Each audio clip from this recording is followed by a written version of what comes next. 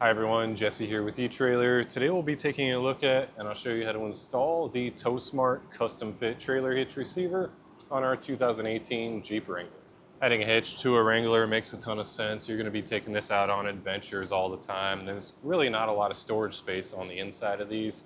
So adding a hitch allows you to add extra storage space to the back of the vehicle, whether it be something like a bike rack or a cargo carrier, or you can even do some towing with your Jeep. Just remember, if you plan on doing any kind of towing, you will need to add on trailer wiring to make sure that you're safe and legal out there on the road. This hitch installs without cross tubes. It just bolts up to the frame. So all you'll be able to see from the rear of the vehicle is your receiver here. And that receiver opening is going to be your standard 2-inch by 2-inch opening. So that'll fit most of your accessories. Then behind that, we have another standard 5/8 inch pinhole. The pin and clip are not included with the hitch. However, we have many options available here at Etrailer. Also, any accessory that you add on will most likely come with one included. Then we have a nice sturdy plate style safety cable loop here. Very easy to access with whatever style safety cable you have. For example, this large clevis or even this S style like this. Now for some measurements, we'll start with our ground clearance. From the ground to the top of the inside of the collar here is right at 19.5 inches. Then we'll measure from the center of our pinhole to the edge of our spare tire here, because that's what sticks out the farthest on the Jeep. That's looking like it's 8.5 inches. So keep that in mind for any folding accessory that you'll add on to make sure it doesn't make contact with that tire. And for our weight capacities with this hitch, we have a gross trailer weight of 3,500 pounds. That's the amount of weight you can pull behind the vehicle. Then we have a maximum tongue weight of 350 pounds. That's going to be the amount of weight pushing down on the hitch. You do have the option to use weight distribution with this hitch. It'll bump those numbers up just a bit. Your gross trailer weight rating will be 4,000 pounds and your tongue weight will be 400. And always be sure to double check your Jeep's owner's manual to ensure that your vehicle can handle that weight safely. All in all, if you're looking for a hitch for your Jeep, I really think you can't go wrong with this option. If you have any experience with this hitch, or if you just want to share some photos of what it looks like installed on your Jeep or what you're using it for, we'd love to see that. Please feel free to leave a review or a comment. As for the installation with this hitch, it really is a pretty simple process.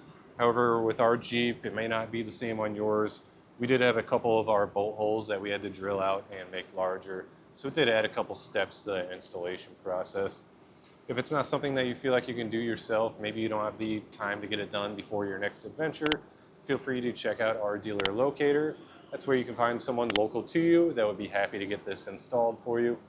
If you are looking to see how this gets installed, then just follow along and I'll walk you through the process. To start our installation, we'll start before we lift the hitch up. We want to take one of our bolts from our hardware and then identify the 4 holes that we're using. And then what you want to do, since these tolerances are so tight, I just go through each of the holes and I'll make sure that the bolt will slide through, because as you can see, the first one I've tried here, I can't get this bolt all the way through. It's kind of tight on the rear of the bumper there. But then with this one in the middle here, it'll slide all the way through. So just test every hole, and then what we'll have to do is lower the exhaust down to get it out of our way so that we can drill it out just a bit, just to make that bolt fit correctly.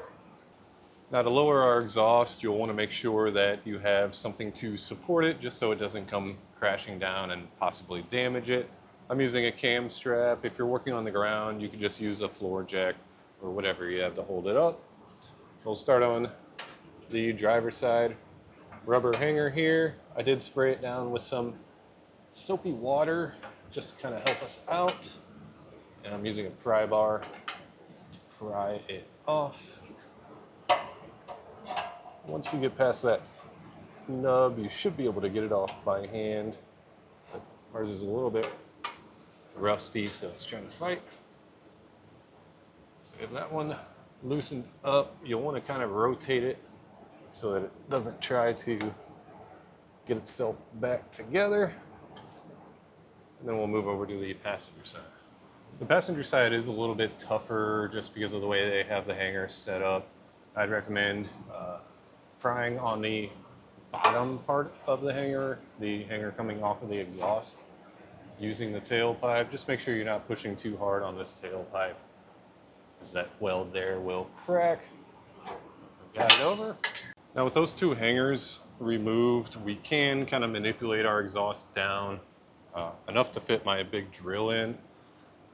So we'll just work around the front of the exhaust. It's still pretty tight, but I don't want to have to take off any more hangers. And I just have a drill bit that will fit through our first hole and make contact with our other hole. And we're just going to drill out enough to fit our bolt through. You may have to work the drill bit around a little bit. I ended up bumping up my drill bit size to a 1/2 inch, and that ended up being the perfect size to get our bolt to slide through. So you'll just want to repeat that process with any other holes that you found your bolt wouldn't slip through easily, and I just have one more. Now we'll lift our hitch into place and slip some flat washers over 2 bolts, have those handy. And we'll get that lined up with our holes. I'll slide both of our outside bolts through just so it is held up in place and we can get our nuts installed. A trick to getting these nuts installed, since it's so tight with your bumper here, I just back the bolt off a bit and then hold the nut with 2 fingers, then push the bolt forward and spin it. And that should be enough to grab on and hold it in place. If you're having issues getting those nuts slid into place, especially with these middle ones, they're kind of tricky to get to. I like to just use a 3/4 inch wrench, and then just for some extra hold on power, I tape the nut to it and just back your bolt off same way as before and get it threaded. Now we'll tighten everything down with that same 3/4 inch wrench and a matching 3/4 inch socket.